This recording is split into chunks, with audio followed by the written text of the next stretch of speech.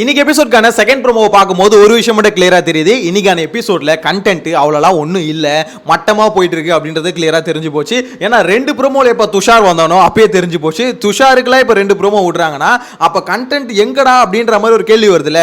அதுக்கான காரணம் என்னன்னு பார்த்தீங்கன்னா இன்னைக்கு பார்வதி அக்கா கொஞ்சம் சைலண்ட் ஆயிட்டாங்க.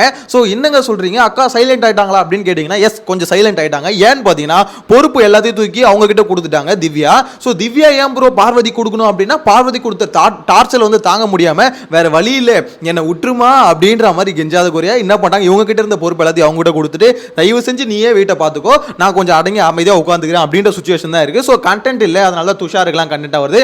இந்த விஷயம் பார்த்தீங்கன்னா இப்போ செகண்ட் ப்ரோமோல பார்த்தீங்கன்னா இது எல்லாமே பார்த்தீங்கன்னா லைவ்ல முடிஞ்சிருச்சு. ஆக்சுவலா துஷார் வந்து இன்னும் ஆனால் சமகான்ல இருக்கான். இவங்க வந்து எதுக்கு கத்தி கத்தி பேசுறாங்க, 5 நிமிஷத்துல போய் ரெடியா வர முடியும் அப்படின்ற மாதிரிலாம் துஷார் சமகான்ல இருக்கான்னு வச்சுக்கோங்களேன். துஷார் பக்கம் நான் ஆல்ரெடி சொன்ன மாதிரி நியாயம் இருக்கு.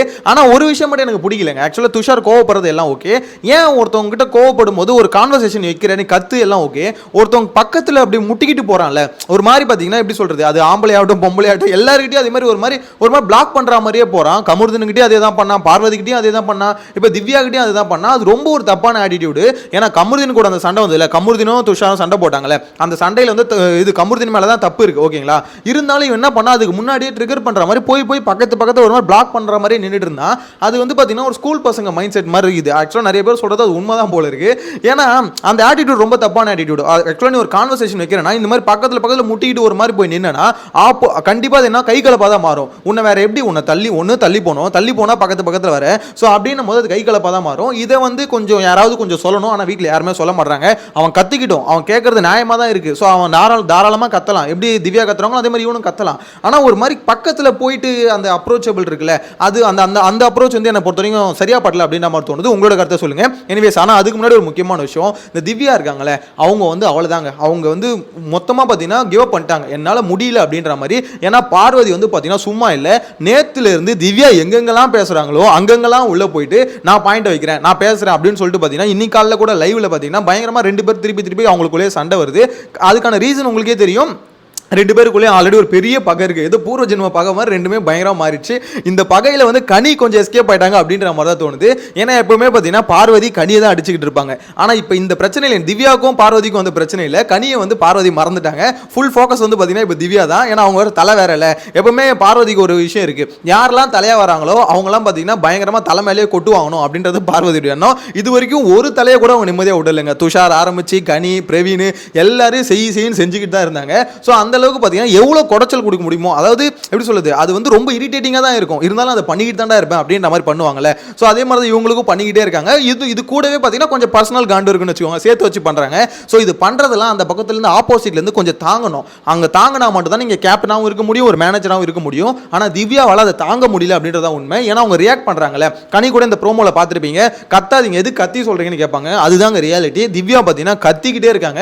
கேட்டால் உங்ககிட்ட கத்தி தான் சொல்ல முடியும் அப்படின்ற மாதிரி. இப்போ கூட லைவ்ல ஒரு மீட்டிங்ல பாத்தீங்கன்னா கெமி எந்திரிச்சு சொல்லிருப்பாங்க, உங்ககிட்ட யாரு பிரச்சனை பண்றாங்களோ அவங்கள மட்டும் ஷட் அப் சொல்லுங்க, அவங்கள மட்டும் திட்டுங்க, அவங்க கிட்ட மட்டும் கத்துங்க, எல்லாருக்கிட்டையும் அந்த ஆட்டிடியூட் காமிக்காதீங்கன்னு இருப்பாங்க. அதுதான் இங்க திவ்யாக்கு வந்து புரியாம இருக்க விஷயம். ஆக்சுவலா அவங்க பார்வதி வந்து அவங்ககிட்ட இப்ப எப்படி சொல்றது, அவங்கள ஒபே பண்ணாம ஒரு விஷயம் பண்றாங்களா, இல்ல வேற யாராவது அவங்கள ஒபே பண்றாம ஒரு விஷயம் பண்றாங்களா, அவங்க கிட்ட மட்டும் இவங்க பிரச்சனை பண்ணா எந்த பிரச்சனையும் இல்லை. ஆனா என்ன பண்றாங்க, பொதுவாக எல்லாருக்கிட்டையும் பாத்தீங்கன்னா அந்த ஒரு ஆட்டிடியூட் இருக்குல்ல, அந்த ஒரு ஆட்டிடியூட் வந்து எல்லார்கிட்டையும் காமிக்கிறாங்க. துஷாருக்கு கோவம் வரது காரணம், எல்லாருக்கும் கோவம் வரது காரணம் அதுதான். அது அவங்க புரிஞ்சுக்கவே மாட்டாங்க. எல்லாமே என்ன சொல்றது, என்ன நோன்றாங்க. ஒரு மேனேஜரும் ஒரு பொசிஷன்ல இருந்தா உங்களை நோண்ட தான் செய்வாங்க, ஒரு தலைன்னு ஒரு பொசிஷன்ல இருந்தா உங்களை நோண்ட தான் செய்வாங்க. அந்த இடத்துல வந்து எல்லாம் இது பண்றாங்க, அதை நீங்க தாங்கணும்.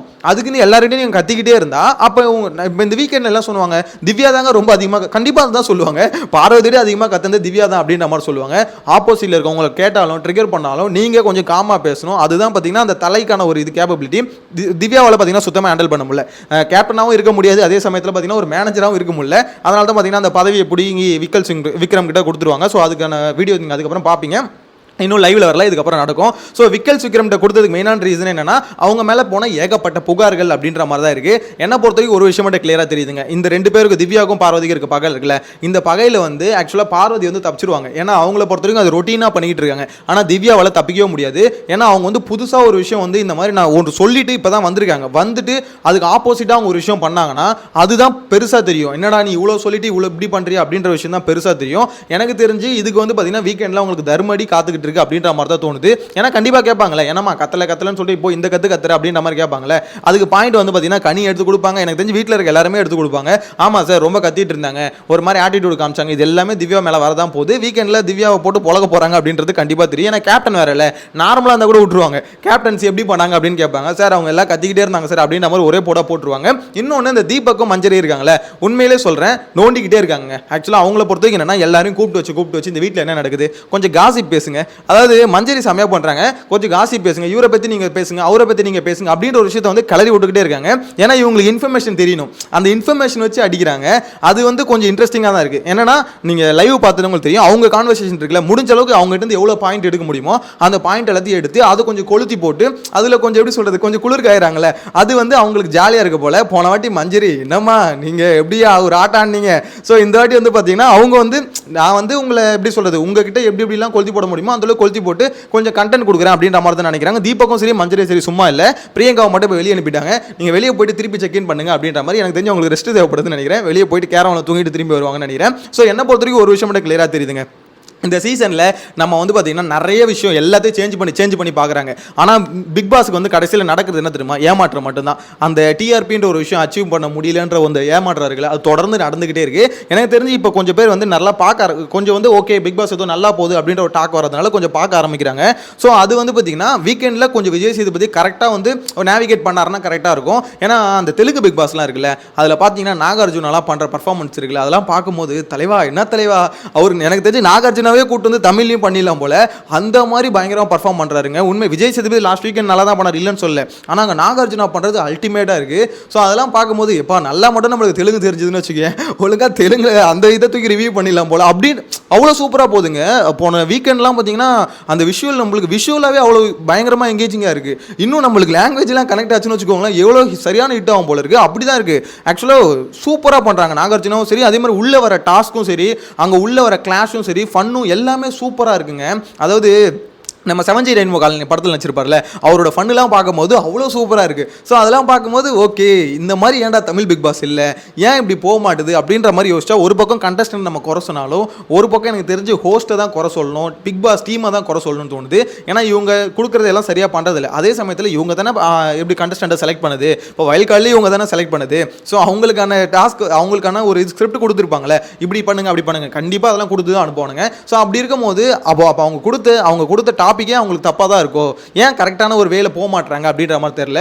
ஏன்னா ஒருத்தவங்களை அடிக்கணும்னா ஆப்போசிட்ல இருக்கவங்க கரெக்டாக இருக்கணும். அந்த கரெக்டான ஆள் இப்போ வரைக்கும் அந்த ஒரு ஆள் யாருன்னு தெரியல. நான் இப்போ ஒரே ஒரு கேள்வி கேட்குறேன், இந்த சீசன் யார் டைட்டில் வின் பண்ணுவாங்கன்னு நினைக்கிறீங்க? ஜெனியூனா சொல்லுங்க. ஏன்னா இப்போ வரைக்கும் நான் யோசிச்சு பார்க்குறேன், இவங்க வின் பண்ணுவாங்களா அவங்க வின் பண்ணுவாங்களா அப்படின்னு பார்த்தா மைண்டில் யாருமே வரமாட்டாங்க. நிறைய பேர் எஃப்ஜே வந்து பார்த்தீங்கன்னா ஃபினாலே ஸ்டேஜில் இருப்பான்னு சொல்கிறாங்க. எனக்கு தெரிஞ்சு இந்த வீக்கெண்ட் போகிறதே எஃப்ஜேவாக தான் இருக்கும்னு நினைக்கிறேன். ஏன்னா எஃப்ஜேக்கு சுத்தமாக ஓட்டே இல்லை, அன்அஃபிஷியல் பொறுத்து ரொம்ப கீழே இருக்காரு. ஆனால் ஒரே ஒரு இதுதாங்க, அந்த ஓட்டிங் லிஸ்ட்டும் ஞாபகம் வருது. இந்த கானா வினோத் இருக்கார்ல, அவருக்கு ஓட்டு யார் தாயா போடுறது, என்னையா ஓட்டு இங்கே பிச்சுக்கிட்டு போகுது, மற்றவங்களுக்கும் அவங்களுக்கும் கிராஃப் எங்கேயோ இருக்குது. எனக்கு புரியல. அவர் ஃபன் பண்ணுறாரு, உண்மையிலே ஃபன்னு ஜாலியாக என்ஜாய் பண்ணுறான், அதெல்லாம் ஓகே. ஆனால் இப்படியா, அது அவங்க ஒரு விஷயம் பண்ணுறாங்கன்னு தெரியும், ஆனால் தொடர்ந்து பண்ணுறது பார்க்கும்போது ஏதோ சரியில்லை. கானா வினோத் சார் ஏதோ சரியில்லை. உங்களுக்கு உண்மையிலே ஒரு சப்போர்ட் இருக்குது, இல்லைன்னு சொல்லுவாங்க நீங்கள் பண்ணுற ஃபன்னு எல்லாம். ஆனால் இந்த அளவுக்கு மேசிவான ஒரு டைட்டில் வின்னருக்கு வர ஓட்டை விட பயங்கரமாக வந்துட்டு இருக்கு.